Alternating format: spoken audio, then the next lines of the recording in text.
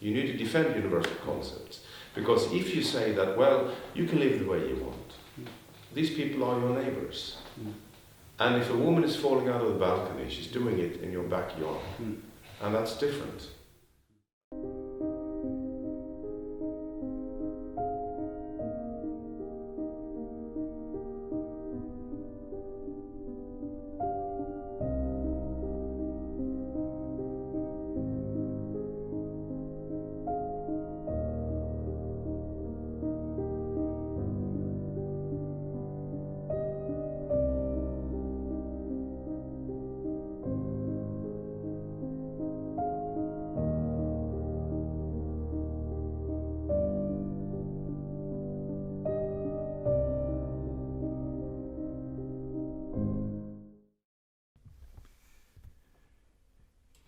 Two things you need to know.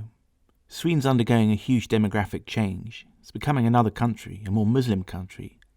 Overwhelmingly, the arrivals are male, young males, who claim to be unaccompanied minors under 18, though they look and are much older. Give it 20 years and the changes will be irreversible. The second thing you must know. Swedish women are willing this to happen, especially young Swedish women. Studies and polls show that they're much more favourable to immigration than Swedish men are. However, the immigration is from cultures that hate women's freedoms, so how odd, and Swedish women will surely pay the price. Lyssna din svenska hora. Vi är araber, vi är här för att ta över ditt fucking land. Så gå ner på dina fucking knän och sug min kuk, din svenska lilla hora. Allahu Akbar. So why are Swedish women so favourable to immigration? Is it because they listen to their more dominant members of the sisterhood, leading feminists like Centre Party leader Annie Lööf, who envisages a country of 40 million? Man kan tänka sig det var så många fler. Ja, absolut. Så länge människor kan komma hit, försörja sig själv, arbeta och driva företag, integreras, så ser jag inga problem med detta. Men vad händer med det svenska, den svenska kulturen, det svenska språket? Att 40 miljoner invånare i Sverige, det kan du tänka dig? Jag tycker det är viktigt att diskutera värdegrunden här, och då handlar det om en öppenhetlig linje och en frihetlig linje. Att människor som vill komma till Sverige för att arbeta och bo här, betala skatt, tjäna pengar och också vara med och bidra till vårt gemensamma välfärdssystem. De är väldigt välkomna. Is there a limit to the number of Muslim migrants Sweden can take? No. So, a million a year? I don't think. Like that's what Germany's taking. I don't think it will happen. Not a million per year. What happens if there were more Muslim migrants than there are Swedes? Is that okay? As long as they follow the law and try to do the best and work hard, why not? So you have no problem with Swedes being a minority in Sweden? No.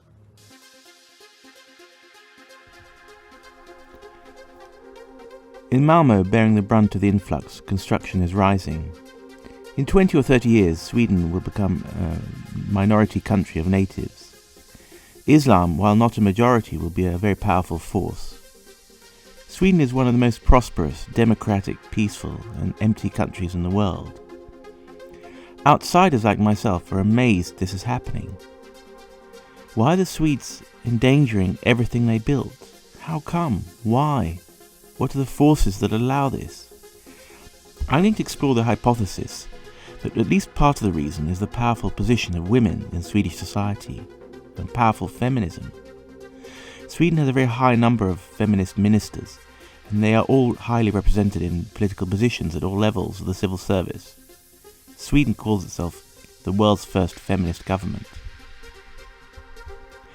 This idea that the false, unscientific beliefs of feminist ideology makes feminists blind to the negative sides of Islam is a feature of this documentary. Should Islam become dominant in Sweden, it will reduce women's rights. It's already happening.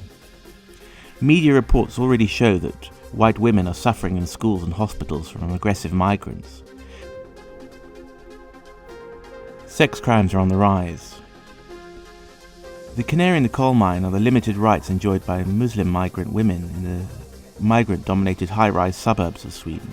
Today they have very few rights. Is that going to be the fate of Swedish women in 30 years' time? Feminists avoid the issue like the plague. Why are women from feminists so phlegmatic about the changes? Is there a feminist and feminine attraction to migration for its own sake that goes deep into mankind's genetic roots? Based in Malmö, I tried to talk to feminists in the Gender Studies department of nearby Lund University, but had no luck. So I decided to set out on a journey across Sweden. We talked to a citizen journalist who worries about the soaring rape statistics and has suffered for it. We talked to the Iranian-born woman who runs a battered shelter for Muslim women. She's saved the lives of hundreds of women who've suffered acid attacks or child marriages. Amazingly, she finds herself called a racist by feminist journalists in Stockholm. And then we go into the engine room of modern Swedish feminism, the university, which produces the next generation of political leaders. Male academics at the highest level say that challenging ideas can no longer be discussed openly, and that both faculty and university students emerge with totally bizarre ideas. No wonder they cannot preserve Swedish culture of excellence and perhaps Sweden's identity. Ideology, in addition, breeds conformism. You have to adhere to certain bizarre beliefs before you're allowed to become a political leader. No wonder you can't think straight.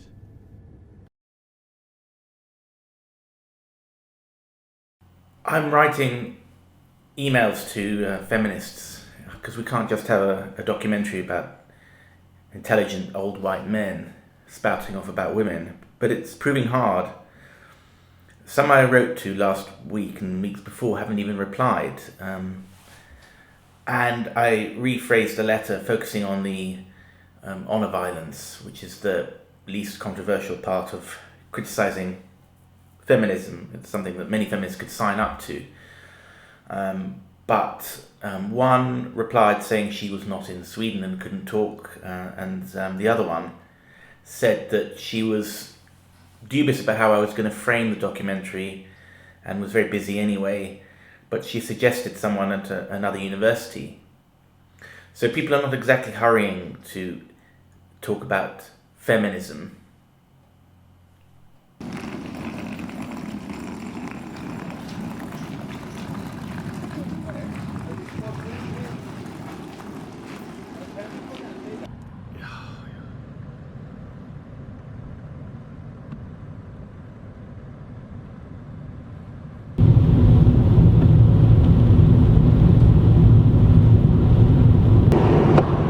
Sweden is supposed to be the country of the precautionary principle. Sweden is a country that bans everything if there's a slightest risk to human life.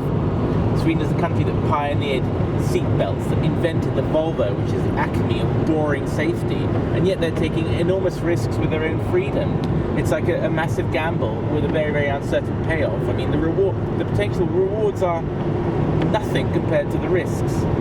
And according to a Pew survey, Sweden is going to be the most Muslim country in Europe by 2050, ahead of France in the high immigration scenario.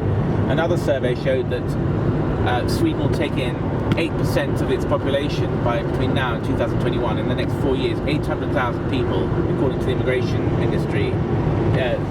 That's an enormous number of people.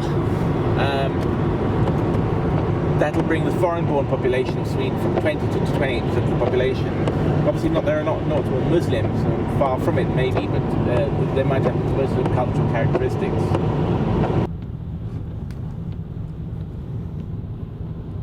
I know the town of Skara well. I've been visiting regularly for 5 years for personal reasons. 400 kilometres north of Malmö, this once idyllic, historic town of 10,000 has changed utterly. The cathedral town had avoided the migration and industrialisation that affected towns like Malmö or Stockholm. You could say it was one of the last holdouts of the old Sweden. It's Sweden's oldest town from the 8th century. There are memories and signs of the old Norse and even older civilization everywhere in the surrounding region. But that's changing now with hijabs and foreign tongues on every street. We're off to meet Nina, a bright, rising Skara politician and citizen journalist. Her day job is as a social worker in the nearby town of Skövde, but we're going to pick her up there. But it's as a citizen's journalist where she really impresses. It requires great courage to cold call figures an authority when you don't have a large media organisation backing you. She especially targets other journalists, especially feminist journalists. She's worried about crime and rape issues and argues that they're not reported correctly.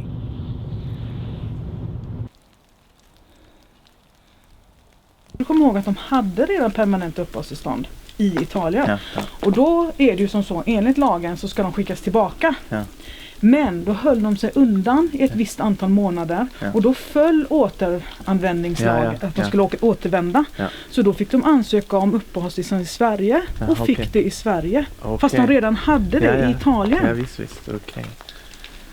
Men varför vill då alla till Sverige? Jo, för att vi har högre bidrag. I Italien så har man inte samma bidrag. Det är självklart att de hellre ville komma till Sverige då. Det är liksom, kan väl en 5-åring förstå att har man öppna gränser plus generösa välfärdssystem i världen, då kommer det ju knäckas förr eller senare. Mm. Och plus att vi har jordens befolkningen har precis passerat 7,5 miljarder. Vi närmar oss 8 miljarder och det kommer bli 11 miljarder inom 20 år. Det är ju motsvarar 1000 Sverige eller någonting sånt. Jag menar, Sverige är bara ett litet land. Falköping. Jo, det är han. Men du kunde gå ut själv på kvällarna på nattklubbar och sådant. Jag var ute själv och det här då var ju, kan väl ha varit 11-12 år när jag bodde där i Hjällbo då, på det stället där hon blev mördad. 11, 12, 13 och 14 upp till 14, 15 år. Så jag bodde där ett par år. Så att och det fanns inte ens en tillstymmelse till att någon skulle bli mördad med en flaska mitt på gatan och våldtagen i ett vanligt bostadsområde. 3-våningshus. Tänk som skillnad det är mellan din uppväxt och dina döttrars uppväxt. Ja. Mm. Kan de ens förstå hur fritt du hade det?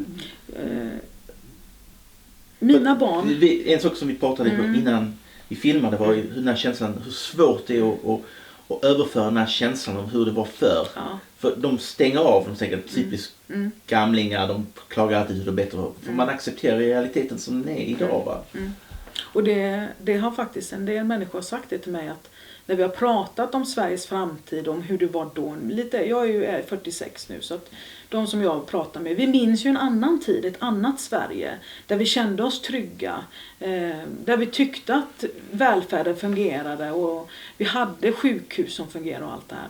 Och då har vi pratat om det, att de 90-talister och de som är yngre idag, de kan inte förstå att det faktiskt var bättre och hur utvecklingen har gått. Mm. Och då hade vi en som ringde till en journalist och pratade om Sveriges utveckling.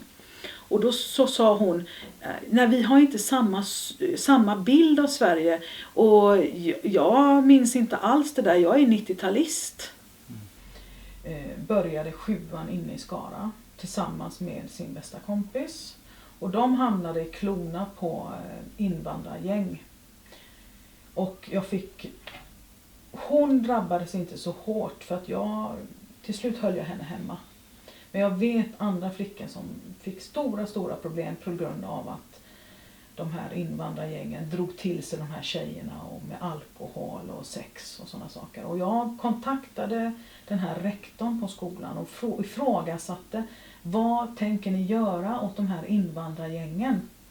Och det enda svaret jag fick tillbaka, det var att de kommer ändå sluta om 2 år, så då är problemet löst. Tjejerna alltså? Eller killarna? Killarna kommer sluta. Det här varför kan de inte bara sparka ut killarna då? Ja, det kan man ju undra. Like Nina, I feel nostalgic for the Sweden of our childhood, the 1970s.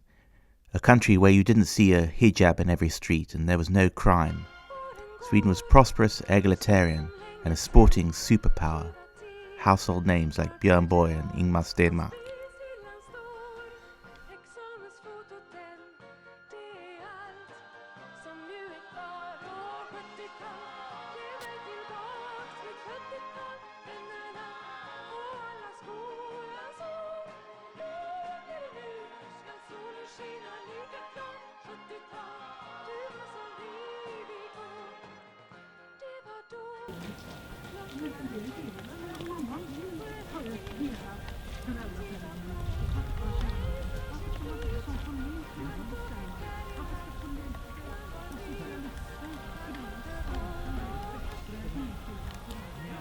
Nina works as a social worker, and she finds herself as a senior staff member, being the backstop, where women who work for her find it hard to resist some of the hard attitudes of the young migrant males who demand housing and other benefits.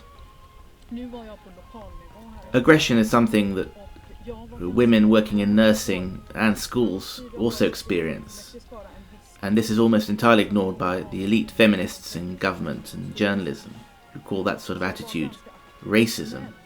3 different TV news stories from 3 different places, including Sweden's most multicultural town, Södertälje. The same theme: Swedish women under pressure. Över 30 år har Laura Odeberger arbetat som sjuksköterska. Hon har utsatts för hot och kränkningar tidigare, men ett arbetspass på ortopedakuten i Malmö skulle förändra hennes liv. Det var midnatt när en patient i väntrummet oprovocerat gav sig på henne. Jag låg som helt hopfälld på golvet med honom över mig. Och sen så, jag kom inte åt huvudet för det höll han. Och där kommer jag bara ihåg att han bara slog. Att han bara slog. Hon fick ta emot närmare 40 slag. Flera kollegor försökte få loss henne från mannen som vägde över 100 kilo och var 190 centimeter lång. Men det gick inte. De kan säga okvädesord, de kan säga könsord och svära. Och det drabbar oss nästan dagligen. Ja, de verbala hoten på akutmottagningen i Södertälje kommer främst när patienter och anhöriga känner att väntetiden blir för lång. 26-åriga Rebecca Rafael läser till gymnasielärare på Malmö universitet och är klar om 1,5 år. Men efter att en 11-årig pojke gav sig på henne i december förra året tvivlar hon nu på sitt yrkesval. Jag jobbade som vikarie, gick ut och såg att en elev sparkade en fotboll på rutorna. Han blev upprörd när jag bad honom sluta. Han vägrade gå med in. Jag hittade ingen vuxen. Då blev jag kallad, han gick emot mig, sparkade mig. Jag blev kallad hora. Jag var en fet hora, jag skulle gå och sälja mig, sticka från hans skola. Tumult utbröt och i samband med det så snubblade pojken. Jag började gråta av frustration för jag blev rädd och tänkte vad händer nu? Och det var då han reste sig upp och skrattade och sa kolla horan, hon gråter. Sveriges första feministiska regeringen, är den här regeringen bara för kvinnor? Nej, utan den här regeringens politik har varit opposite kan man säga. Det har varit tvärtom. Det har varit negativt för kvinnor och deras trygghet. För att vi ser ju att våldtäkterna har ökat och vi vet att det är invandrare som är överrepresenterade. Och det är ju den politiken de har fört. De har ju inte velat straffa de här människorna eller utvisa dem. When I drove to drop off Nina, we stopped by at a refugee centre outside Skara, a converted former TB hospital that had housed hundreds of refugees during the refugee crisis. Nina kept a media eye on mistreatment of refugee women. She also recalls her time in the Social Democrats, the ruling party. She's now jumped ships and joined the immigration skeptic Sweden Democrat Party. But she told us that in closed seminars they were never told to rebut the Sweden Democrats' accusations directly, but just to call the party names like racist or neo-fascist, or say that it lacked democratic roots, rather than talk about the problems of immigration.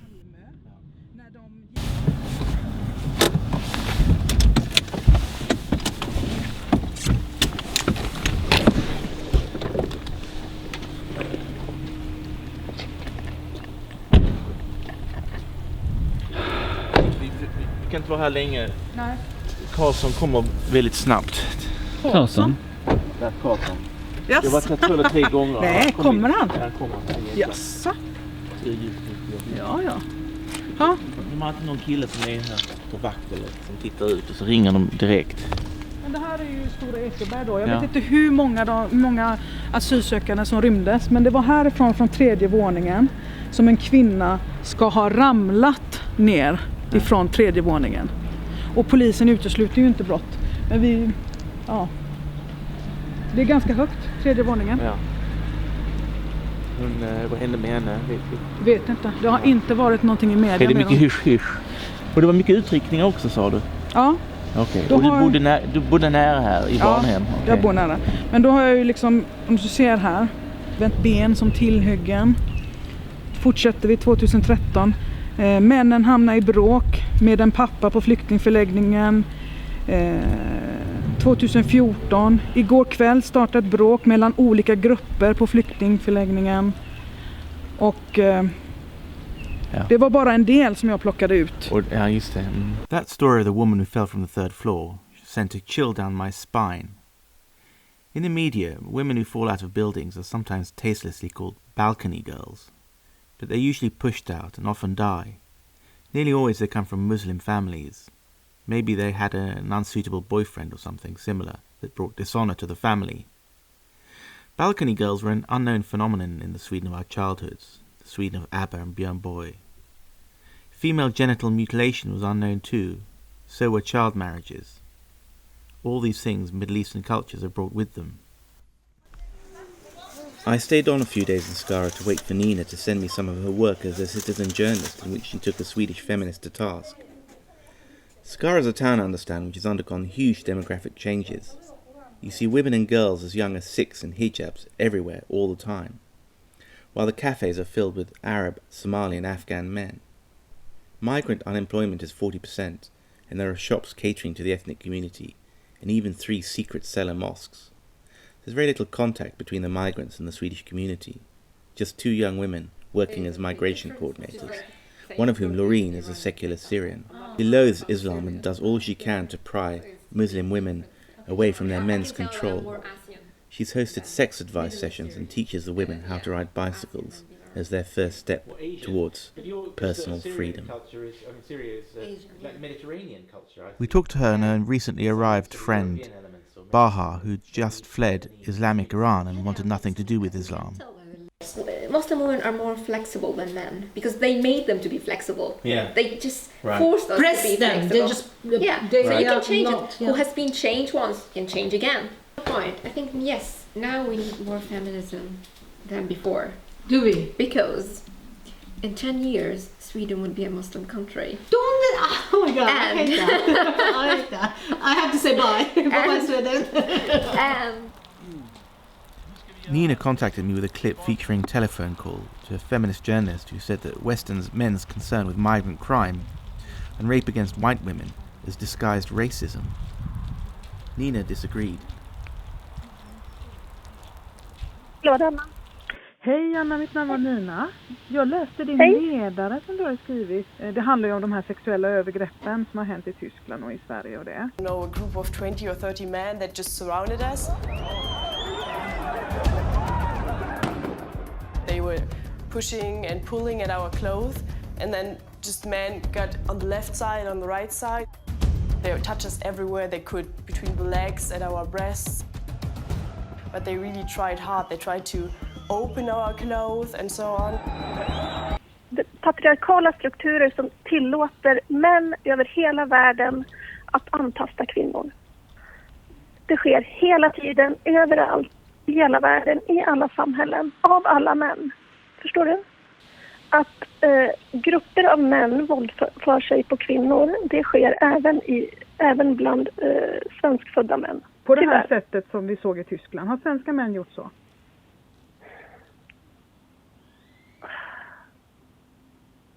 Nu, alltså... På liknande sätt, ja. Att män i grupp våldför sig på en ensam kvinna.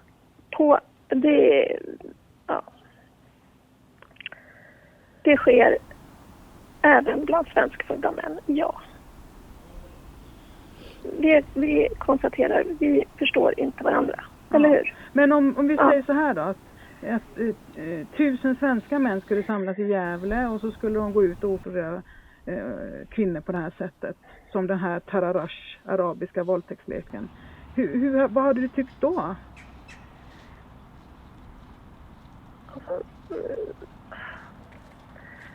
Vi kan konstatera det, jag förstår inte varandra.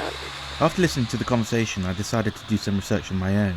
The Norwegians and Danes are more frank about these things than the Swedes, and the Norwegian police were asked the question whether gang rapes were an ethnically Norwegian phenomenon or whether it was migrants. Overfallsvoldtekter de siste 3 årene. De har nå dannet seg et klart bilde av hvem som gjennomfører denne type voldtekter. Gjerningspersonene er relativt unge menn som kommer fra andre land. De er ofte asylsøkere, kommer ofte fra traumatiserte land eller fra land med et helt annet kvinnesyn enn det vi har i Norge. Det er både traumatiserte menn og kulturrelaterte handlinger, slik vi ser det. Hva mener du da? Vi ser at flere av de har et kvinnesyn som tilsier at de når som helst kan ta kontroll over andre personer, da helst kvinner. Har dere noen tilfeller hvor etniske nordmenn har begått slike overfallsvoldtekter? Nei, vi har ingen slike tilfeller hos oss ved vold- og sedelighetsseksjonen i Oslo. I sometimes think we've let our women down. Neither Swedish journalists nor academics nor government officials, unlike their Nordic colleagues, have done an organised survey of rape statistics. But one citizen journalist like Nina did. Patrick Jonasson wrote to every local court in Sweden where place of birth is listed in court cases. They had to reply under Swedish freedom of information regulations, though it took him some months and an enormous effort. What he found was staggering. What we see here in Jonasson's survey, produced as an Excel sheet, along with the original judgments as a large file, is a huge overrepresentation of especially Somalis and Afghans in 3 categories: gang rapes, serious rapes, and assault rapes or street rapes, which is what the Norwegian policewoman referred to. Gang rape is Nina's specialist subject. In gang rapes, as you can see here, Afghans committed 2.5 times as many gang rapes as Swedes. Now bear in mind, there are about 100 times as many Swedes in Sweden as Afghans, 3.5 million Swedish-born men and about 30,000 Afghan men. So the overrepresentation is about 300 to 1. So 300 times more Afghans than Swedes carry out gang rapes, and the rate is about the same for assault rapes and serious rapes. So Nina's right and that feminist is wrong. And here is a senior policeman who's dealt with serious crime for over 40 years, and his view on the ethnic angle of rape statistics. Utreder de här brotten. Vi hör ju att de pratar ju på ett annorlunda sätt. Att de följer fram sin snedvridna kvinnosyn och hur de alla som tänker och tycker i det här. De bara rycker på axlarna och tycker att det är roligt, vissa och till och med skrattar. Gärningsmän, det är ett kulturellt fenomen. Det här med människosynen och hur man gör det råder det ingen som helst tvekan. Det hör ju vi i förhören också. Det är ju horor behandlas som horor och de är horor och hit och dit, va. He was immediately attacked by one of Sweden's leading feminists, the head of the Law Association, who argued that he did not stick to the value ground. The value ground is often used by those in power in Sweden to shut down debate, and it's never quite clear what it means.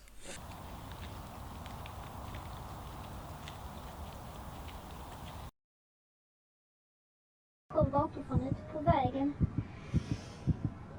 Det är hans tur. Han säger någonting till mig. Säger någonting och jag förstår inte vad han säger. Han tittar på mig. Och de skrattar. Och sen så säger han... Då är han... Har han tagit av sig byxorna.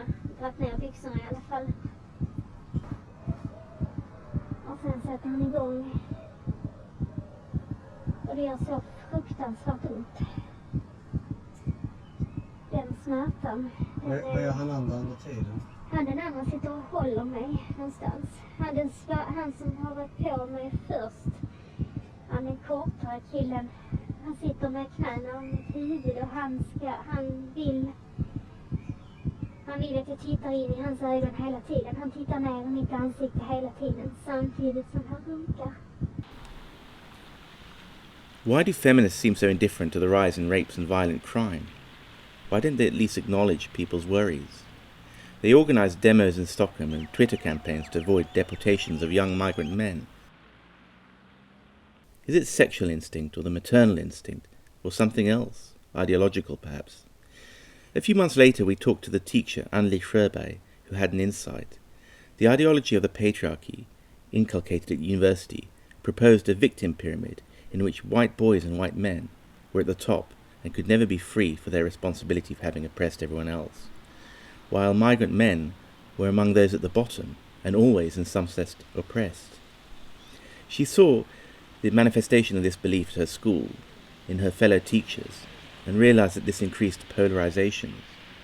Nina manages to stay in her job, but Anneli, for taking on the feminists, has had a harder time. Det är inte ett civiliserat beteende enligt oss. Vi har inte det sättet. Så vi gör inte, de är så mycket mer på. De raggar ju på ett helt annat sätt. Vad hände med dig? Du jobbade som lärare. Och som berättade du förut att 2013 så började du tänka lite annorlunda. Kan du beskriva lite hur det blev?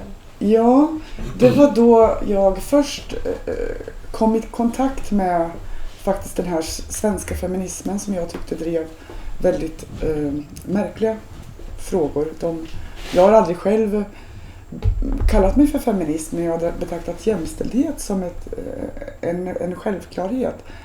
Men jag upptäckte en upptrissad och ganska hatisk ton i den debatten, och jag reagerade över att vuxna människor ägnade sig åt att näthata män och pojkar, men då i första hand svenska män och pojkar. Och det här gjorde ju att jag blev lite nyfiken och började följa den här debatten.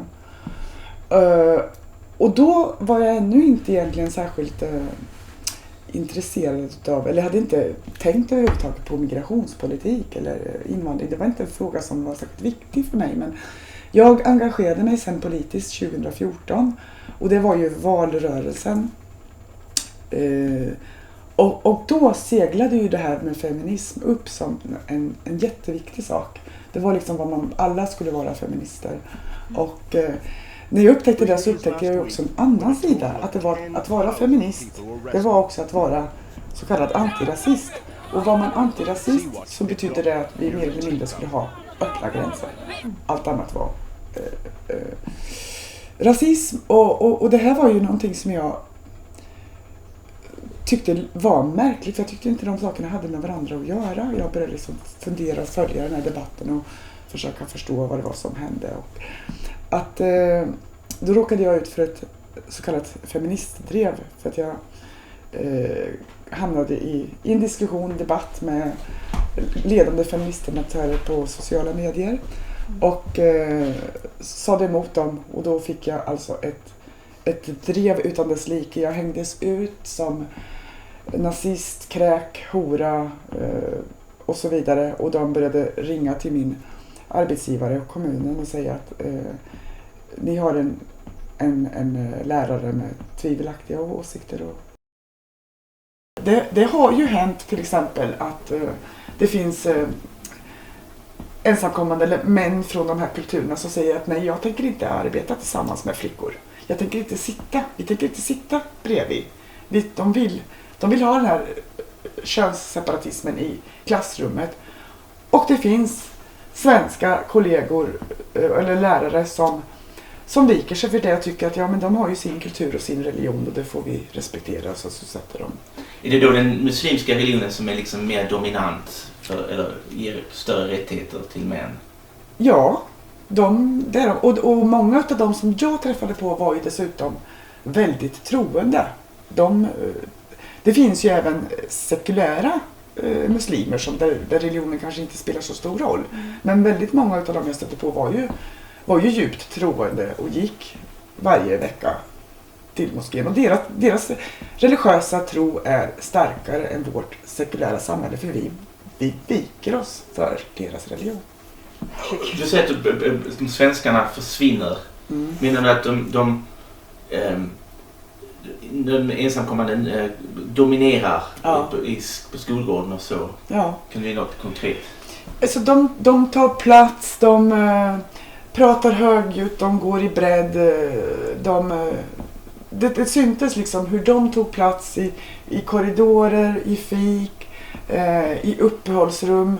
Och de svenska eleverna som är artiga och försiktiga och försynta backade och gav plats. Och liksom de backade istället för att skulle ta lika mycket plats.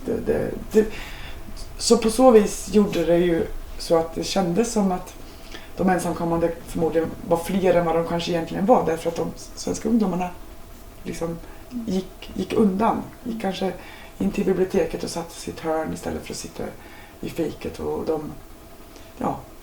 Och sen så blev det ju, de grupperades ju också. Det var ju någonting som jag reagerade på. Hur ska den här integrationen fungera när somalierna umgicks ju med somalier, afghanerna umgicks med afghaner och så vidare. Så att det blev ju en segregerad skola på väldigt kort tid, som jag såg på min förra arbetsplats. Och sen har vi det här lite mer subtila, att i takt med att den här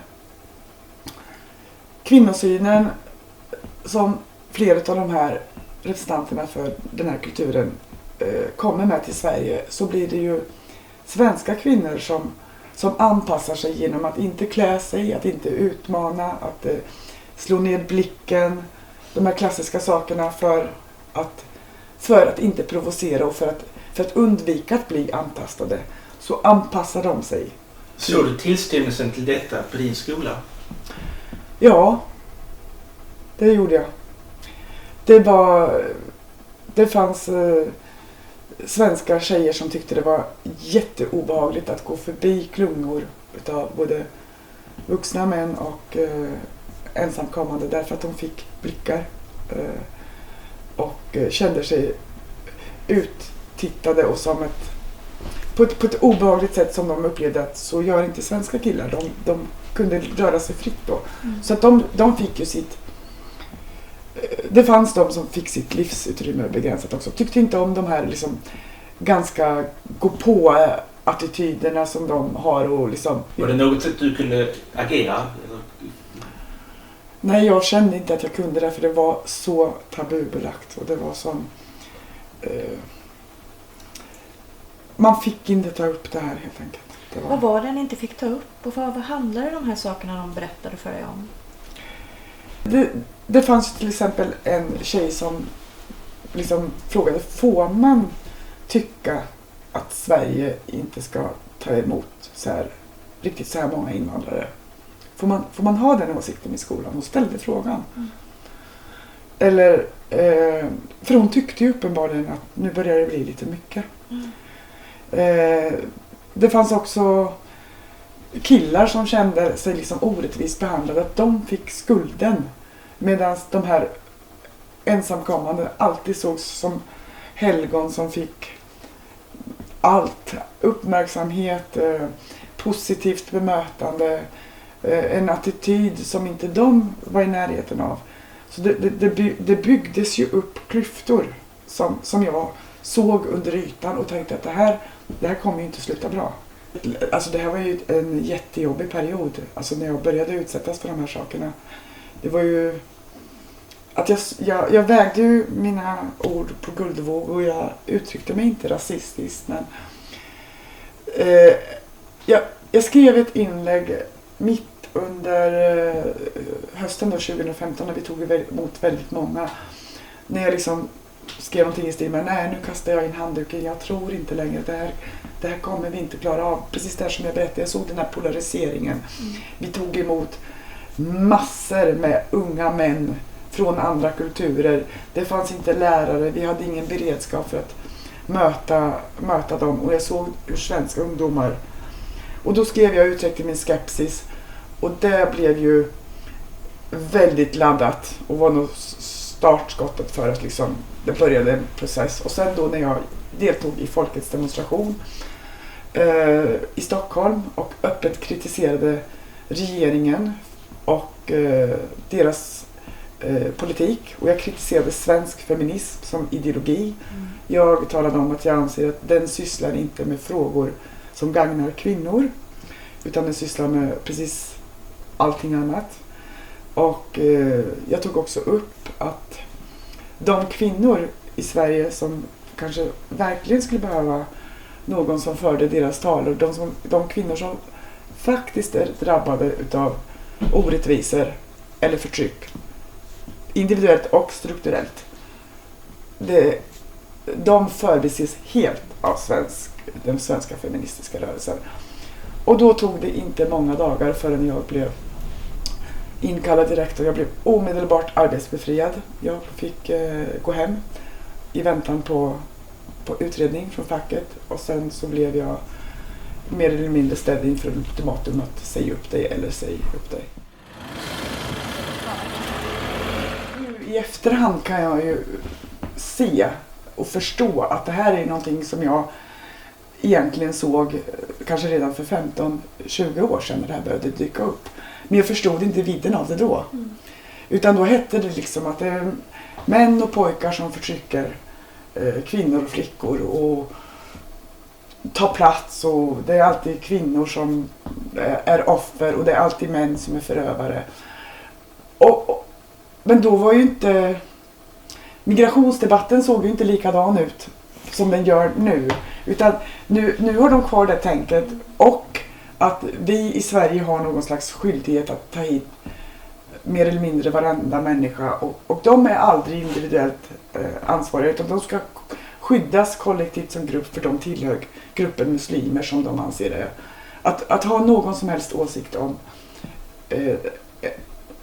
någon muslim är rasism. I asked a few questions at the start of this documentary. This is interesting and helps us begin unravelling some of the mysteries why Sweden, with its strong third-wave feminist tendency, finds it so hard to get to grips with its immigration problem. If what Annalise says is true, then ideological blindness prevents teachers who are on the front line of abuse, and often female, from diagnosing the problem. They presumably have been schooled in the idea of the structure of the patriarchy, in which miscreants are not personally responsible, but victims of a system of white domination. So even when they do bad things, then they're not guilty. Maybe migrant men get away with stuff Swedish native guys wouldn't, which causes its own resentment. Nina, earlier, meanwhile, tells us about the rape and insecurities suffered by ethnically Swedish girls, like her daughter. But there is a third, huge, mostly invisible category of the oppressed, whom we're now speeding to see in a town in central Sweden whose name we cannot reveal for reasons that will become clear.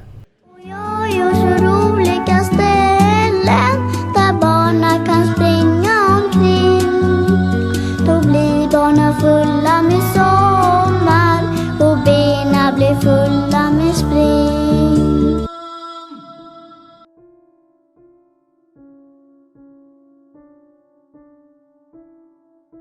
Allahu Akbar!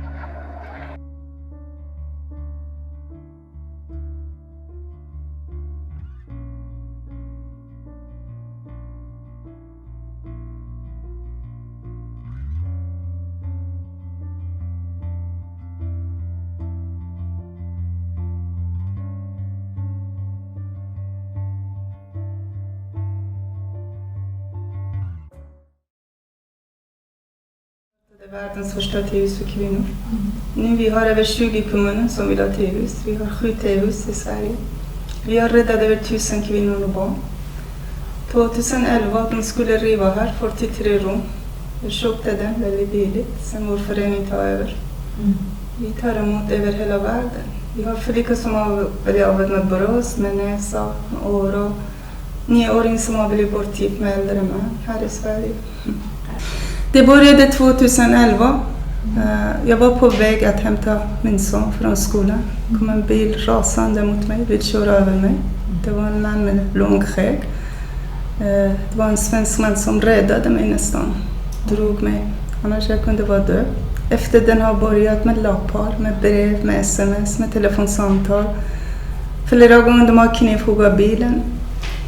Jag skriver lös bildäcken här. En gång jag håller på att köra ihjäl mig i E4 tror jag. Brev jag har fått, hotbrev med blodiga knivar.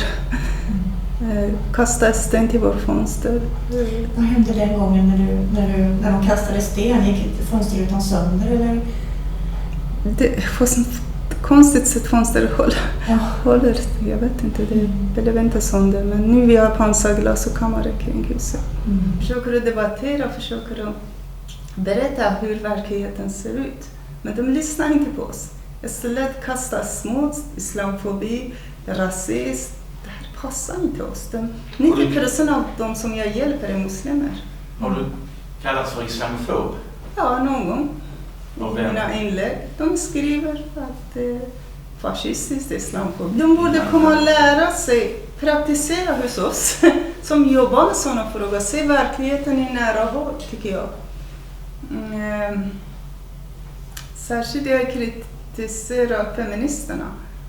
Berätta om hur den svenska feminismen har... Feministerna har en bild av att en modell att de försöker att förklara eller beskriva förtrycket i världen. Enligt den här modellen uppdelar världen i... Förtryckare är alltid den svenska kulturen, den vita mannen. De som blir förtryckta är människorna i andra kulturer och vita männen. Men den här bilden stämmer inte. Därför vi ser andra verkligheten. Den som man ser som offer på dem, de är själva förtryckare. De misshandlar kvinnor. De tål inte andra människor av andra religioner. Och det här borde de se verkligheten istället. Men de väljer sin karta och sin modell istället för verkligheten.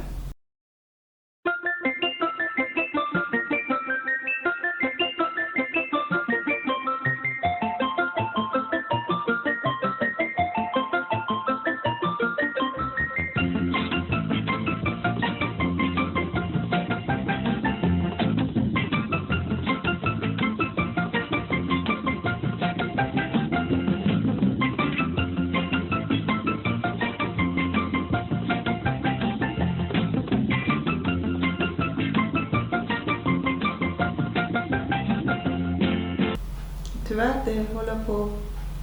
det blir en vanlig nyheter att man läser en flicka blir våldtagen eller för att smutsa ner, för att kasta till exempel den här silhuetten, man måste smutsa ner och kasta den. Därför de använder våldtäkt som en motiv. För att kalla en kvinna hora måste man smutsa ner henne genom våldtäkt så man kan trampa. Det här är nästan som en hämnd på allt orent som finns där ute. Du ska passa dig om du inte har riktiga kläder på dig. Du kommer att bli våldtagen. Det sker asylboende idag. Många kvinnor skriver till mig, de är rädda fast de är muslimerna. De vill inte bära slöja men de blir tvungna. Därför om du bär inte slöja, du är tillgänglig. Så det används, våldtäkt och sexuellt våld används som ett sätt också att islamisera då? Ja. Att trycka ner det här fria för att ge fruktan. Inge fruktan. Ja, att du ska vara rädd. Att du vågar inte gå ut och sätta på dig någon bikini och sola där ute. Kanske de kommer att våldta dig. Småningom blir en vana. Det här är en taktik. Så det är en taktik även att trycka ner svenska kvinnor och män för att... Ja, det är så. För att bana väg för islamism? Ja, så är det. Och det här är farligt. Förr i tiden, jag kommer ihåg 80-talet i Iran. Vi började också, vi hade inte slöja från början, men vi hade väskor. Vi hade sådana sharia-poliser överallt. Men när vi såg dem, vi använde. Sen blev det en lag småningom. Man vågar inte, annars man blir piskad. Det ska ske här också. Där vi försöker att säga stopp. Jag vill inte flytta från Sverige. Jag vill stanna här. Jag vill vara som andra svenska kvinnor. En man och kvinna får inte vara nära varandra. Annars det skapar problem. Och det här det ska inte ske i Sverige. I Sverige gäller svenska lagar. Punkt är slut. Om jag bor i Iran eller i Kurdistan eller andra länder, det gäller deras lagar. Varför vi ska gå under deras lagar? Vi har flytt till Sverige. Vi är under svenska flaggan. Det ska ske svenska lagar och värderingar här. Men det verkar folk har glömt bort den. Hur deras förfäder kämpat för dessa frihet, dessa frågor. Sveriges rikedom är det inte klimat. Det är inte industri, det är inte vackert landskap. Sveriges rikedom är ett fritt demokratiskt samhälle som era förfäder har kämpat och byggt den. Men jag brukar säga Vi flyttar från kvinnoförtryck, politiskt förtryck, religiöst förtryck, inbördeskrig, invasion. Men vi flyttar till ett land som är fredsskadat, tycker jag. Vi är krigsskadade. Men ni svenskar är fredsskadade.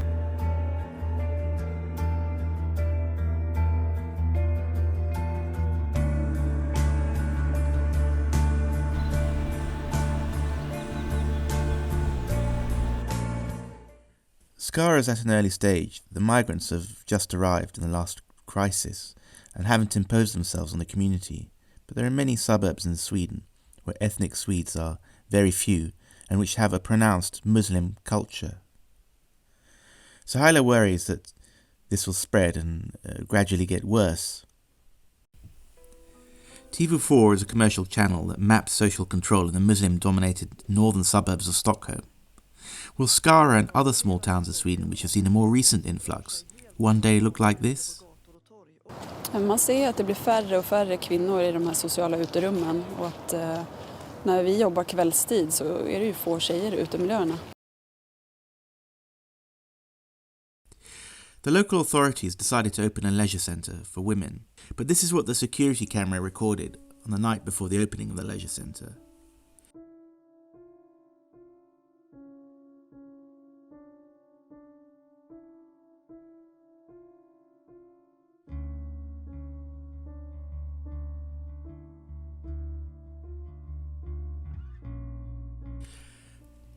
Some hooded men poured in petrol and set fire. The leisure centre burned down and the women had nowhere to go, so the signal sent that women could not be free was clear. This unusually enterprising Swedish TV team interviewed a woman who wanted to live like Swedish women did, but got into trouble for it. Ha lite andra kläder, korta klänningar eller shorts eller så här och gå i området och gå till tunnelbanan och började så småningom att jag får lite otrevliga blickar på mig, både från män och kvinnor och barn.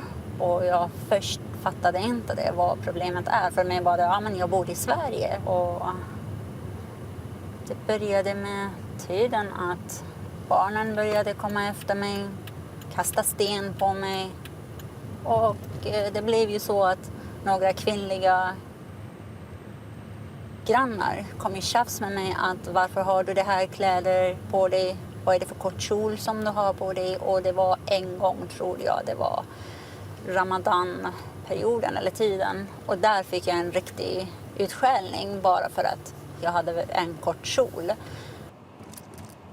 Jag fick ju stenar, små stenar inkastade på balkongen. Ibland kunde det vara så att jag sitter på balkongen och solar. Eller såna uppätna äpple eller päron eller någonting som de bara slängde in i balkongen och bara började kalla mig olämpliga ord. Eller en gång jag sov och jag var i sovrummet och bara vaknade med som jag hörde en smäll. Och då såg jag att någon har gjort sönder köksrutan med en stor sten och hela fönstret rasade ner.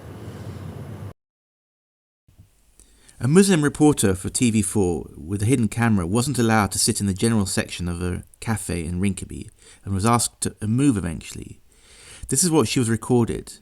She was not allowed to sit with the men, but had to go and sit in a woman-only section. And here, girls and boys as young as 8 were separated before the school bus, boys going in at the front and girls at the back. This is illegal under Swedish law. Will Skara one day look like this? When I saw that arson in the leisure centre, I thought of the local school in Skara that burned down last August, not officially solved. As for social control, one Syrian woman tells me that she does not feel free, that all the hardcore Muslims in Syria, the ones who've been fighting the secularists in the cities, all seem to have migrated to Sweden. She can't wear a skirt, but for the tits and tuts and stares, and she wants to move to London where she feels an Arab secular woman would be freer. And how long will this cafe remain desegregated and become an all-male hangout like the cafes in the Stockholm suburbs? Islam spreads like ink blots, one fears, across Sweden. The community, don't forget that we still, like in Skara, it's a Muslim community. It is a Muslim community. So they are together everywhere watching each other. My brother, for example, if he's just making a joke, whatever, a joke about gays, for example, in the class, people will start asking, please don't say that, it's not good. Why you're just asking me to shut up, for example? Well, He's asking, he said, said, our women are sitting here, we don't want them to listen to your jokes. I mean, yes, so it's not only their husbands, I mean, the whole community, women against each other sometimes. Exactly, and sometimes... So you need just to take them apart. But don't make them live together in one place. Mix them with the Swedes. I mean, I've been living with a Swedish family for 4 months, this 4 or 5 months now, and I think that I've changed as well. Even I'm liberal, open. I become more open, maybe. So I mean, you have to live mixed together. But this your brother's. Because he's quite a strong guy and independent-minded, he feels the pressure as well. They don't, and he's a man, but they. My brother was about to cry last time. He was telling me they are fighting him. Really? They are just doing groups against them. Really? Yeah, but he's strong and he doesn't care. Why you need to stay in that group? You can get out. He's going to study Swedish in SFI, Svenska för invandrare. Oh my God! So in a way, these SFI places can be quite oppressive in a way. It is like a mosque. Oh my God, I'm afraid because I have to start. I have to start learning Swedish. You will hate your life. When I first stopped by Skara a few years ago, it was a carefree, all-white, prosperous historic town on the Western Plain, 1 million miles away from the migrant high-rise suburbs of Stockholm and Malmö, with their unemployment and crime. And then came the refugee crisis of 2015, which deposited large numbers of people from Somalia, Afghanistan and Syria in this small town at the behest of the state migration agency. Now hijabs and full body coverings are an extremely common sight. Very few migrants of either sex are in jobs. The locals had little say in this dramatic change to their local demographics, and they are footing all the benefits bills. Most locals I speak to know extremely little about the foreigners in their midst. One who does is a Syrian engineer, a refugee, who spoke to me in a cafe on the condition of anonymity. Obviously he speaks Arabic, so knows what the fellow migrants are talking about. Like Laureen, another secular Syrian city dweller, he's surprised that Sweden seems to have taken in the most fervently religious section of the Syrian population. The Syrian civil war can be seen as a conflict between secularists and Assad supporters in the cities, and the less educated, rural, more believing population in the countryside. It's the latter that have come in large numbers, he says, at least to Skara. He warns that Swedes not to be naive. The secular Assad government before the war knew how to keep a lid on Islam through tough measures, but in naive Sweden, Islamists get free rein. So why you do this to Sweden? This is a nice country and we enjoy it. I don't care about country who are not believed. So go to hell. Sooner or later we will be here at this country and Islam will be all over the place in the world. They believe in this. So if we are good people, why we have bad country? Yeah. And where they are non-believe and they have good country. Yeah. This is what God wants. They build their country and then they come to take it. Debating the issue with the local Islamists, the engineer asked how unbelievers managed to create such a good society as Sweden, while their own country, Syria, was so bad. The local Islamist replied, God wanted the unbelievers to create this good society so that we could take over later. What do they talk about in the mosques? Gathering what the Prophet Muhammad says. Some sentences or some sentences which Prophet Muhammad says help the men society especially. How to control your family, control women. While the Syrian engineer is at the loo, I glance at the local newspaper. The main story is about a middle-aged man who raped a 12-year-old girl and made her pregnant. The Swedish media do not carry ethnic details, but one can guess that this is a case of a Muslim child bride. On the inside page is a sympathetic story about migrant men, so-called unaccompanied minors, who fear being deported before they can start high school. These men claim to be 17, but do they look that to you? Sweden only recently conducted bone tests, but in Denmark they've conducted age tests for a long time and found that 80% of unaccompanied minors were actually men in their 20s or 30s. The author of this sympathetic article is the usual suspect, a young white middle-class woman in her 20s. I mentioned the young Swedish journalist's report about the unaccompanied minors, and he told me what he thought of Swedish women. I think men, according to that, this is in general about the men nature. They think about the politics in some way more. So they are more careful, I think. But the women, sometimes, we can say they are more simple-hearted. Maybe because this is a type of woman, she's compassion more. Men didn't fall in mistakes, but women, they do. Swedish women make mistakes. Yeah. It was very interesting to talk to Sohaila and the engineer, but I tried to get some academic backing for this idea of the growing role of Islam and how feminists have misinterpreted it. So I set out to find the author of a report on the threat of Islam, which managed to get published in an official authority called the Civil Defense Organization.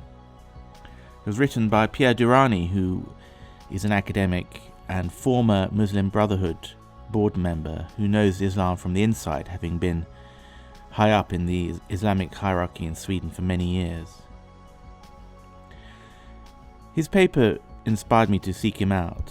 In it, he talks about how Muslim organizations have taken advantage of the diversity discourse of feminism and sexual minorities, and their talk of breaking up the patriarchy. At the same time as they show diversity outwards, represent themselves as part of the diverse and colourful fabric of a Sweden of many sexualities and many different lifestyles, at the same time they show a very monolithic side to Muslims inside the community who all have to behave the same.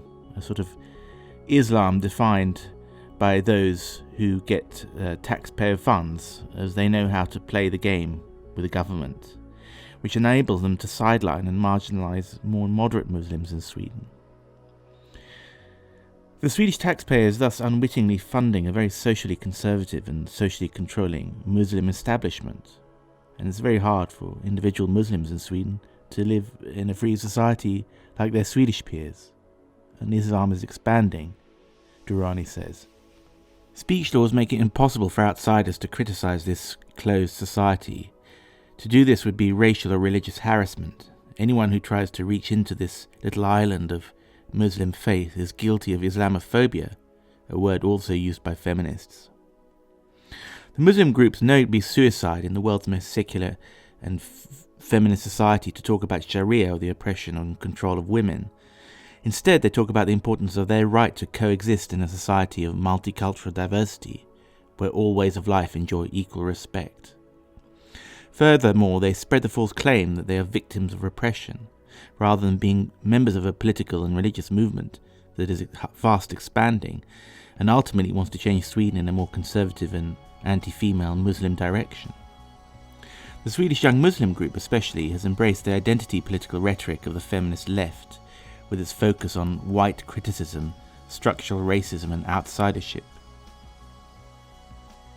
Obviously it's desirable to take on the victim role, which engages Swedish people's empathy and protective feelings. There's someone to feel sorry for rather than to fear. The Muslim Brotherhood was born in Egypt and lost their identity under the British, and they saw the Muslim identity as an onion with many layers. First the Muslim individual, then the Muslim family, then the Muslim society, and ultimately a Muslim world. So the enclaves the Muslims live in today in Sweden could be seen as a beachhead for further expansion. They will not be happy just to coexist. Ultimately, there'll be a Muslim Sweden.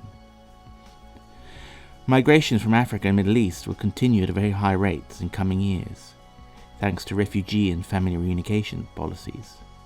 So Durrani predicts there will be a tug of war between whose rules will apply in the new Sweden, Muslims or secular Swedes. Apart from being from a culture which is so foreign to the Swedish culture, in difference in some other countries, like for example Canada, have had strict regulations. Who was able to immigrate to Canada, you had to have a master exam or a successful business company or something like that to qualify you for being a migrant who might be something to enhance the Canadian society. But in Sweden, we have had a mentality somehow maybe connected to a sense of loss of purpose, that we want to help other cultures who are. We're one of the most successful modern cultures on the planet, and used to be one of the most Christian countries, and that where Christian sentiment to reach out and help the stranger in need is maybe one of the psychological reasons to explain why Sweden or Swedish authorities and the Swedish state maybe helped the people come to Sweden from some of the most poorest and backgrounds and foreign backgrounds in the world. And but right now we have a problem because this is an explosive mix, and we will see increasingly crime rates and riots and problems and hate crimes towards Swedes and towards Muslims, people of Muslim background, being committed by both sides in the future, and maybe escalating into something similar to a civil war in the future. I don't know. I think it's even a probable development. It's not hate propaganda or scaremongering. It's when I look at it very clear, I'm very pessimistic actually.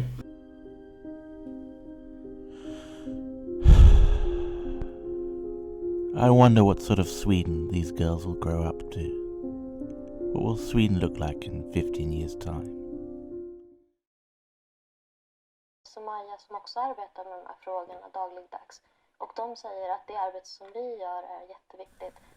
In February 2018, the new feminist party leader, Gina Nabavi, refused to put honor violence in a separate category because she said it was all part of the male patriarchy.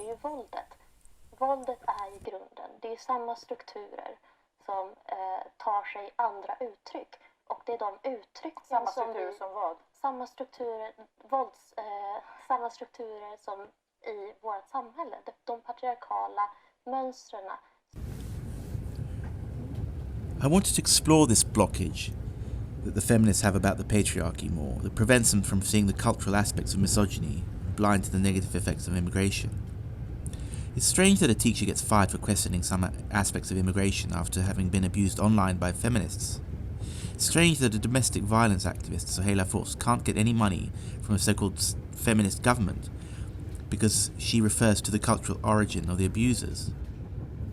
Strange that Nina's Citizen Journalist project, that talks of rape of women, has actually been brought up before the European Parliament by the Swedish government as an example of Putin's influence operations.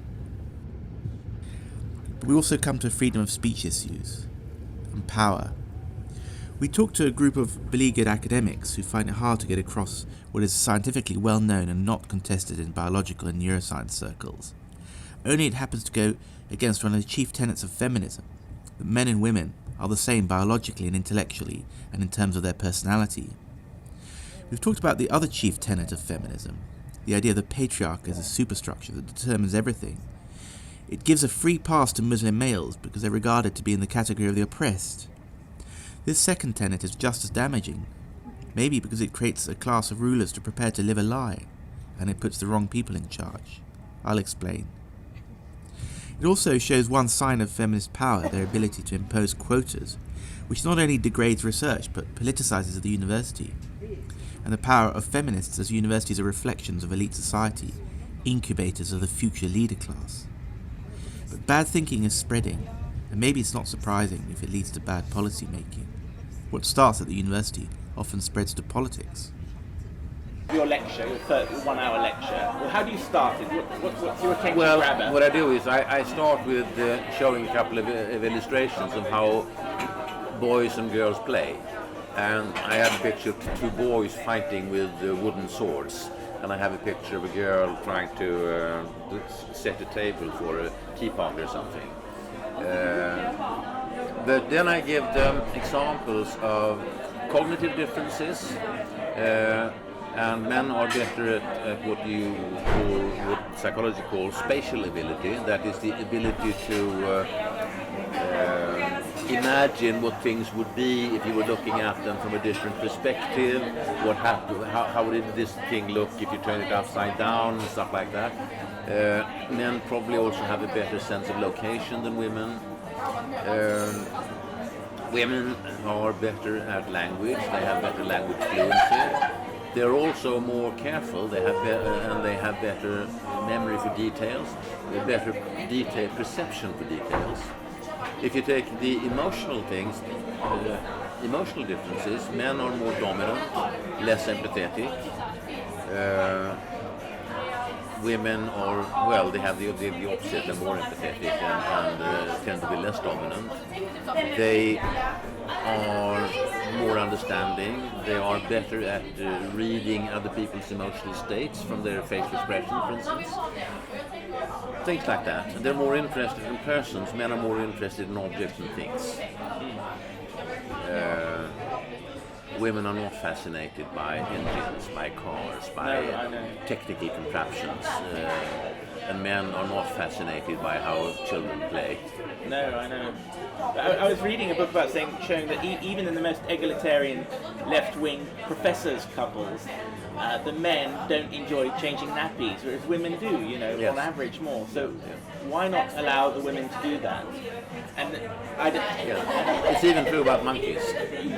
Female monkeys tend to play with dolls, and male monkeys tend to play with cars.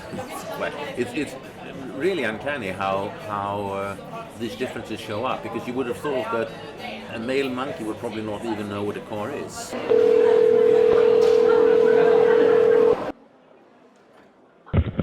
Guy? Hi guys, Heleneros here. Sorry for the delay. We were in the car and got stuck in looking for parking and stuff. We're in Lund at the moment.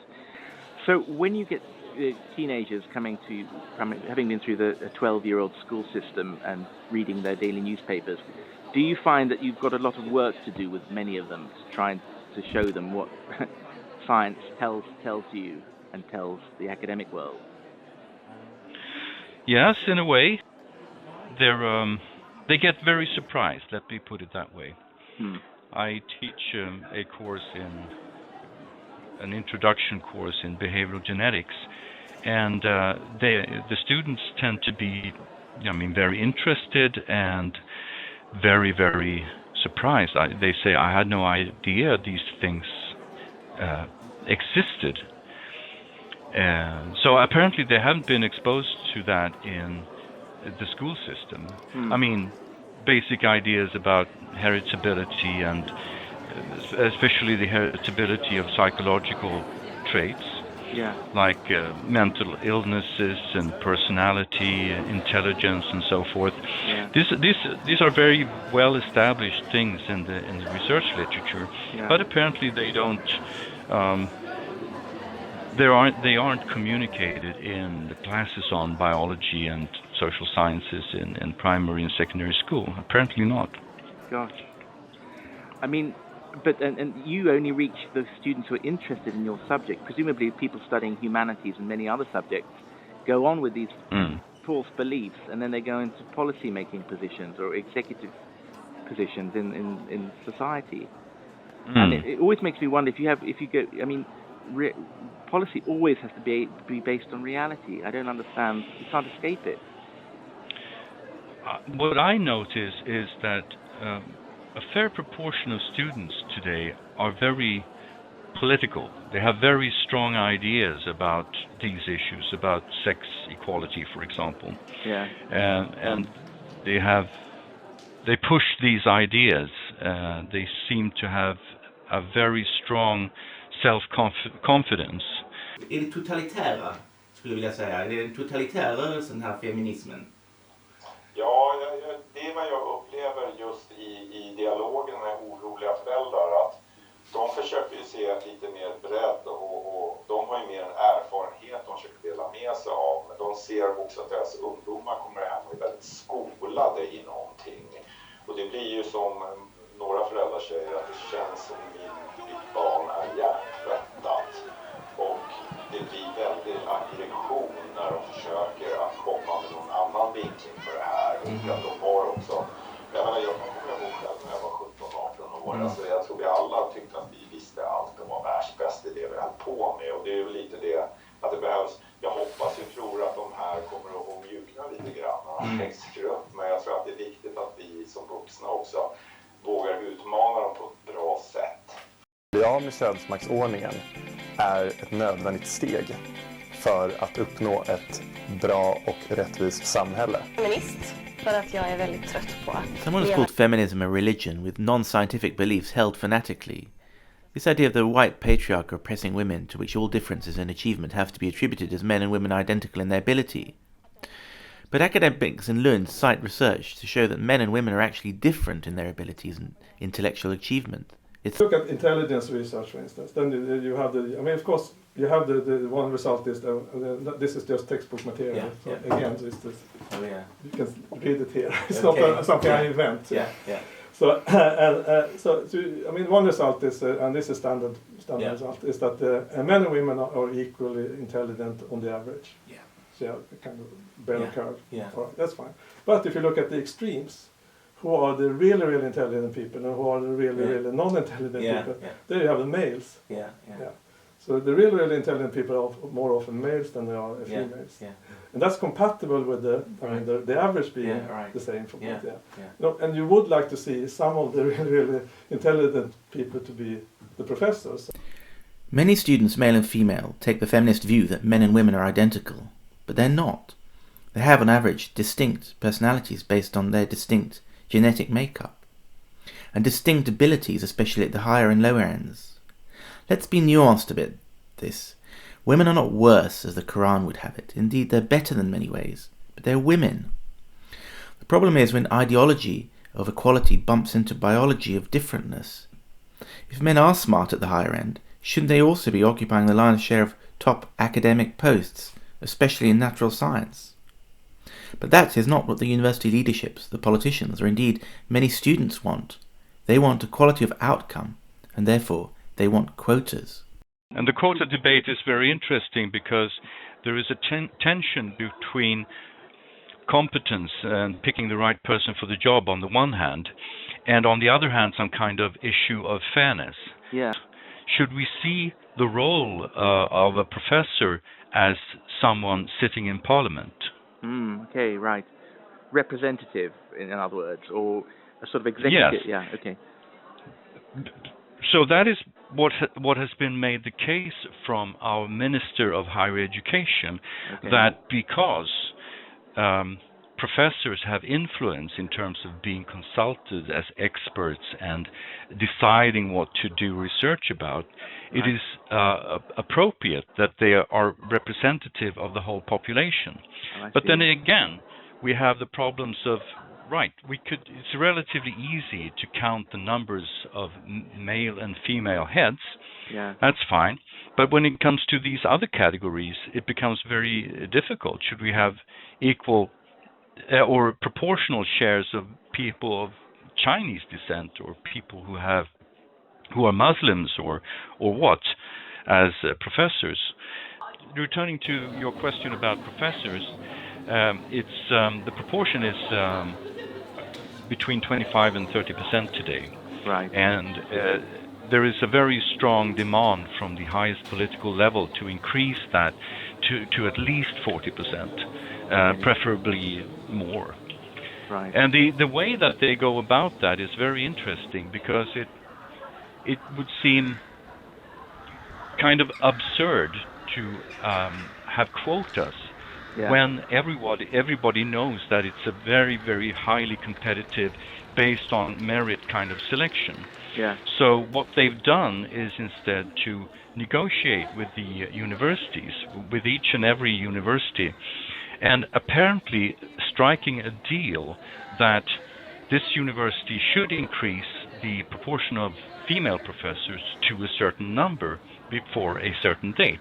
Right. And do you think that there's because what a lot of people in academic rights watch, their main thesis is that the politicization of universities, that academia has to step aside, the truth has to step aside for politics, and there's a very politicized bureaucracy, if you like. Yeah, I think that's true. I think that's true, and I could say that I have been in science many years now, and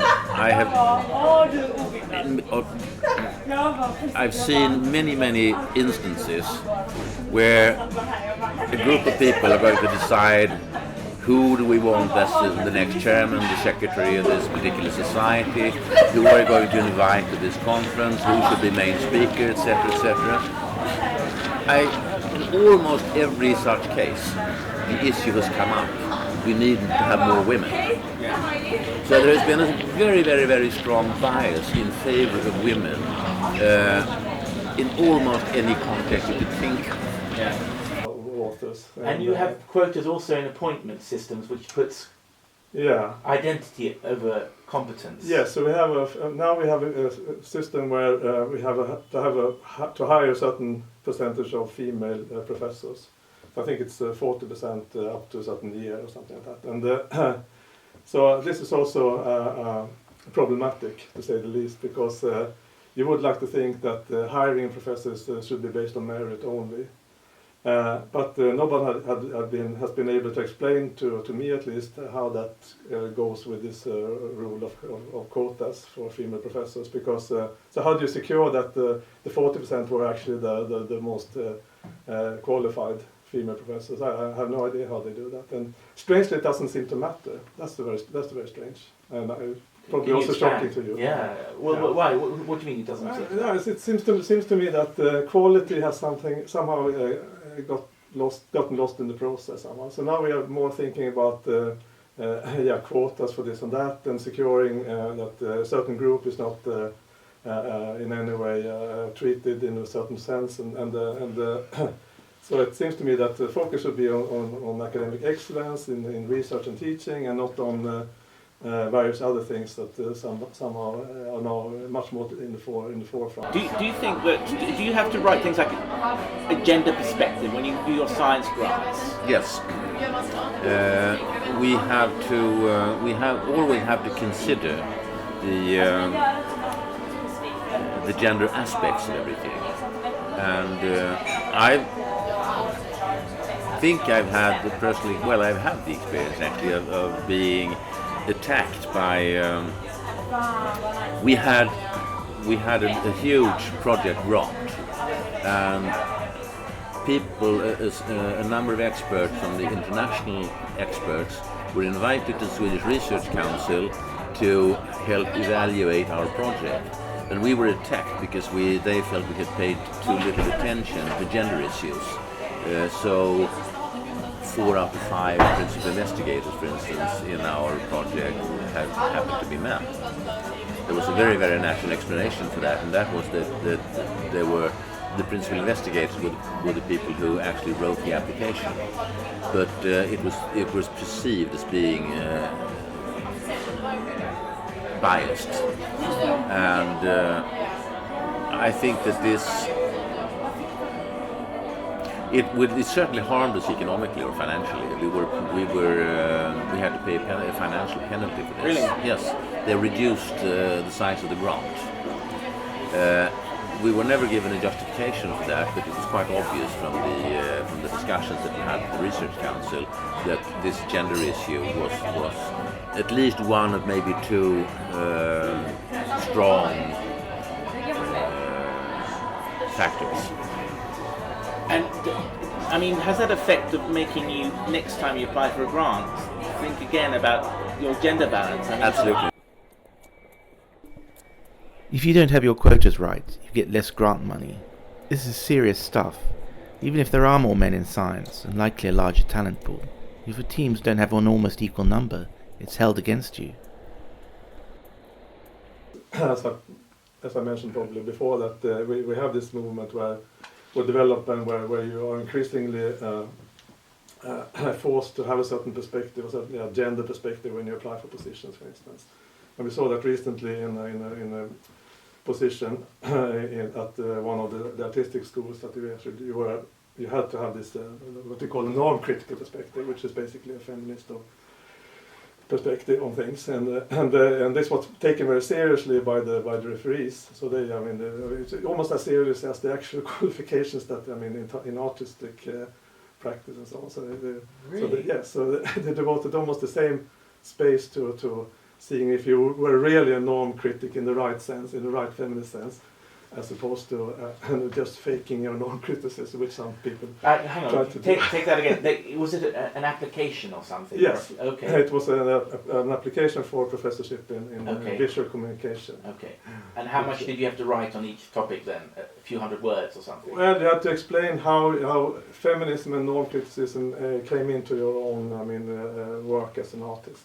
Okay. So and that was taken very seriously by the people who were supposed to be, the independent referees. And, and that's with more space to that than compared to what you just said.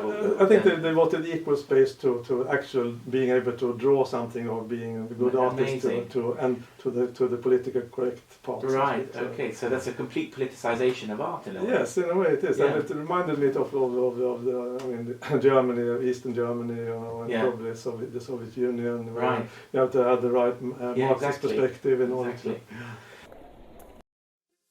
Our academics don't only complain about the quota system, but also the whole tenor of academic debate, which they think has become less confrontational, less about thrashing ideas out, more about feeling good. So 10 years basically in Germany and Switzerland, and where they have a completely different culture of discussion than we have. And I came back to Sweden, and then I realized that something must have happened in the meantime, and so now it's very difficult to give someone harsh criticism at Swedish universities. So that will be treated as a work environment issue. Because in fact, in the academic culture I grew up with, is you attack the idea, obviously, to improve the idea, and the bad ideas gets discarded. So you stop a person from pursuing the wrong idea if it's a bad idea, and then he picks up a better idea. Yeah. And that's how ideas advance. Exactly, I don't know, an 18th century John Stuart Mill idea, but that's changing now. Yes, I think it's changing. Is it now because there's a confusion between the person and the idea? So you're criticising the person, they think you're criticising the person, you're actually yes, I think that's idea. Increasingly the case. I think that criticism is taken more personally than it used to do. I used to be, and I think it's having a negative effect on academia. So that's what I see. But some would say that there's this culture of taking things personally, or also that women are more sensitive to insults. They take things personally. Yes. So that's so I think that this is partly an effect of the increased female activities in academia. So we have more female professors, we have more female lecturers, and so on. We have more, above all, we have much more female managers and university leaders. And that certainly affects the whole thing, because and this is also kind of textbook material in this area, that as you mentioned, women have a tendency to be more less tolerant about what you can say and what you can do, and more concerned with keeping social ties, and having a nice work environment and things like that. So it would be very strange if the fact that we now see increased female involvement at the university didn't at all have any connection with the fact that we also see a limitation of freedom of speech. Has academia become more empathetic and sensitive to criticising someone's ideas because you might be hurting the person or insulting them in some way or destroying their amour propre? Yes, I think definitely that's kind of change that has been occurring. So criticism is very subdued nowadays. I can only speak for my own university, but the main idea is that everyone is doing great things, and We can only give some slight advice, perhaps, how it could be further improved.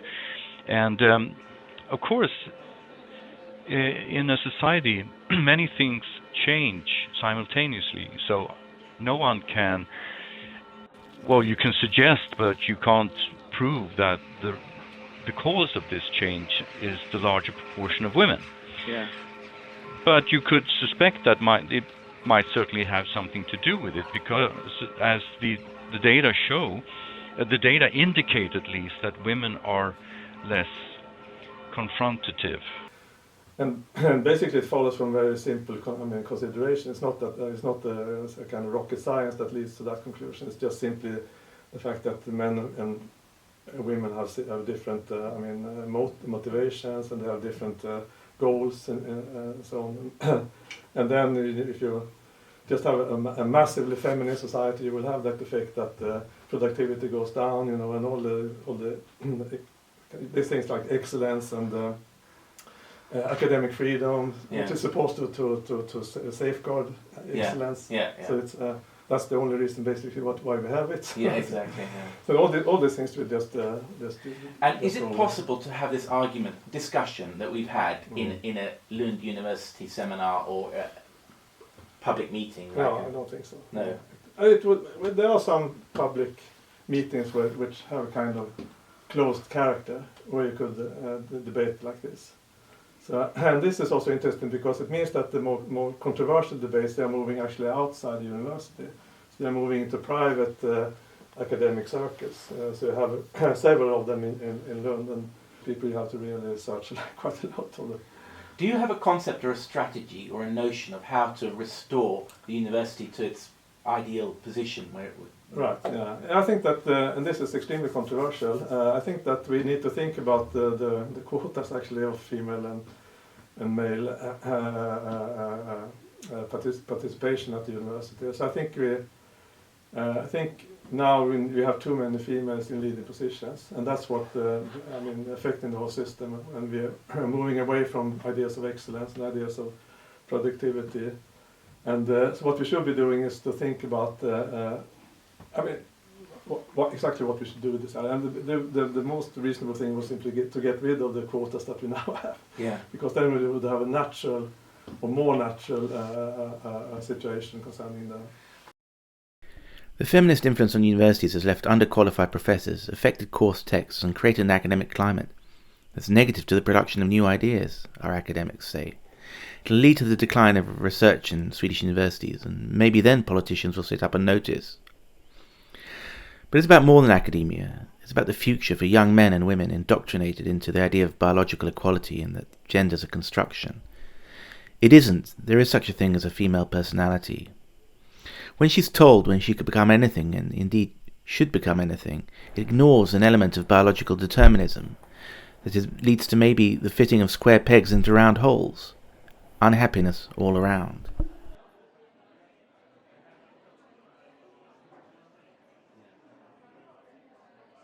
Well, I think in many ways. I think that people make life decisions based on erroneous information.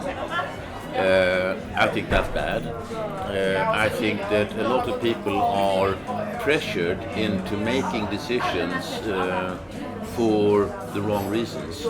They might be persuaded that they would be suitable for certain professions or studying certain subjects that they're not suitable for because people are trying to influence them by arguments that are not really relevant.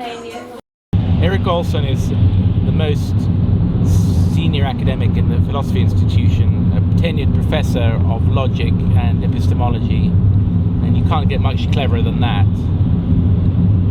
And he said a lot of things that were probably quite controversial, but which are bear thinking about.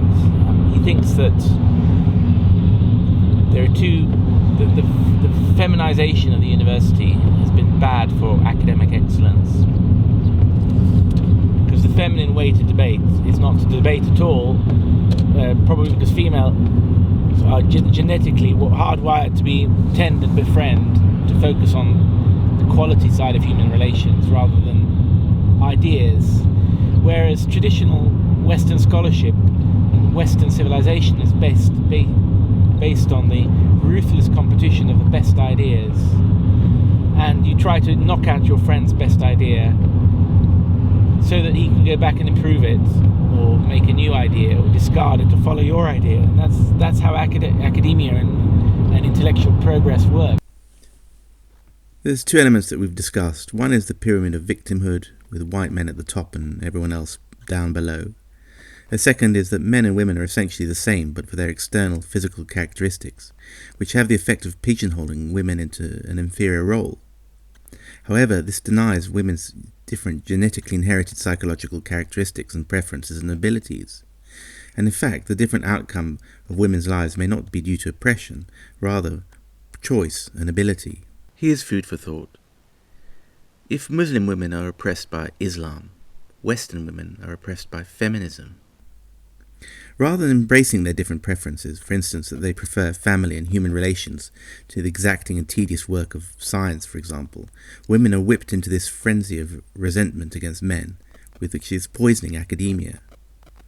Young women forced by feminist theory to have a long university career and then an important job in the professions do not get an outlet for their maternal instincts until their 30s. Instead, they find it in migrants who become their surrogate children.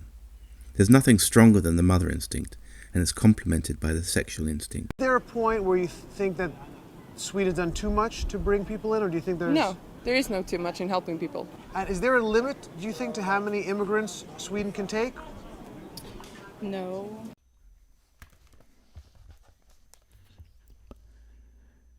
If I was to summarize my impressions, there would be something like this. Women are in charge now in Sweden, and they are letting their feelings of empathy get the better of them.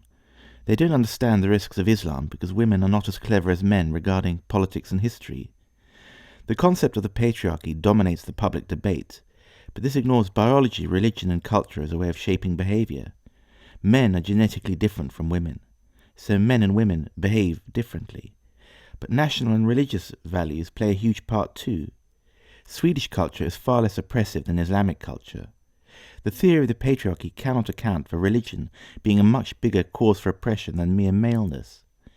Obsessed with the patriarchy, feminists underestimate the risks of religious and cultural oppression that may come their way. Är inte det konstigt också att på så sätt vi har avmaskuliniserats i väst, men på något sätt feministerna vill ändå ha någon slags maskulinitet, så jag tror många män i min generation känner sig lite svikna när man är starka, aggressiva karriärsmödrar som sa du får inte leka med krigsleksaker. Och så sitter min mamma framför tvn och tycker de här tjusiga afghanska unga männen. Jag menar, vill feministerna ändå bli taken in the back way liksom? Vad är det de vill, va? Du kanske vill ha någon stark man? Ja, jo. Och jag menar det som är intressant, jag har jobbat inom anstalter och coachat långtidsdömda. Jag har varit på Hinseberg, Kumla, Hall och Norrtäljeanstalten. Men skillnaden är faktiskt att de som är mest, alltså vi har Tommy Citrius som är med om Stureplansmassakern och så vidare. Alltså de här killarna får ju hundratals med friarbrev och tjejer ska komma dit och ligga med dem och allt möjligt. Att de är jättehäftiga i deras ögon.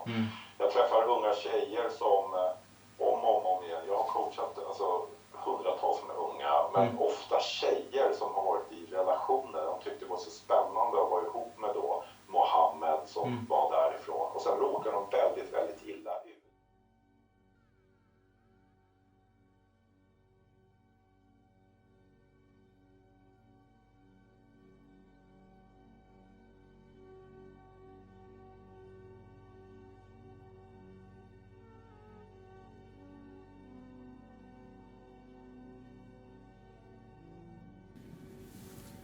Modern feminism is an ideology.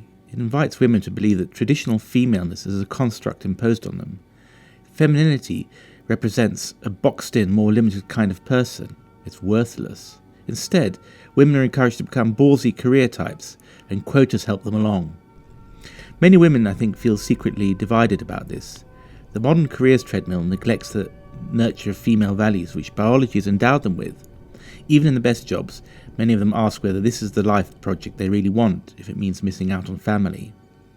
And modern society is a ruthless sexual market, Women have not yet abandoned their deep genetic preferences for strong alpha males. Whatever equality theory tells them, they do not want an unemployed man. But today's labour market means it becomes ever harder for men to be alpha providers, or even in good jobs. There's a school of thought in social psychology that says that the sexual revolution accompanying feminism will lead to the West's downfall.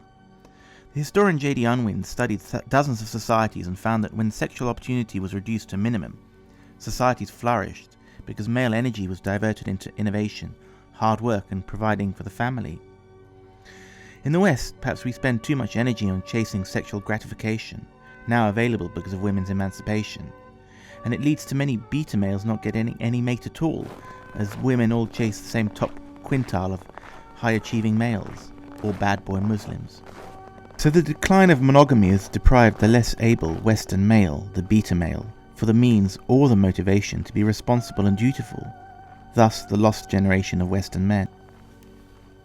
The psychologist Jordan Peterson has talked about the importance of new male role models for this lost generation, and we need something adapted to Swedish conditions. Hello, welcome to Sweden. Here, men only rag on women in bars if the men are really drunk. And if the women don't want to speak to the men will shout at us, "You need cock!" "No, we already have dinner," we answer, but they don't understand that. Here, you don't open doors for women because we call ourselves feminists, but we do expect you to drill up our shelves and change our tires on the car. That's okay, that's beside feminism. And here, a lot of men send women dick pics. We do not like them. Often we haven't asked for them. It's illegal, but they do it anyway. And a lot of them are also very bad photographers. There's bad lighting and you don't really see what's in the picture. You go, what is this? But anyway, welcome to Sweden.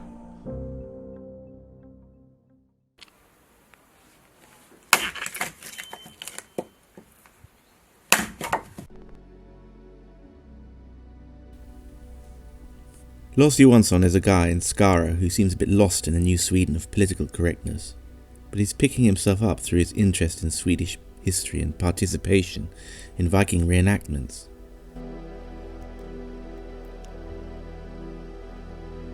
The area around Skara is so beautiful, so empty. In 50 years' time, will all this look like the suburbs of Stockholm or Malmö, or London for that matter, where I come from? It's so sad that the Swedes are giving away their country. But there are pockets of resistance. People like Håkan reject the idea that Sweden must be a multicultural and feminist society, as decreed by a handful of feminist civil servants and journalists. One of the striking facts about the area around Skara is that it's a real birthplace of Swedish history. There are monuments, old burial grounds, religious sites, legends galore. Here, on the mountain of Kinnekulle, there's a sense of magic, of poetry, untainted by modern ideologies. By taking a look back into its past, believes Håkan, Sweden can discover its real future.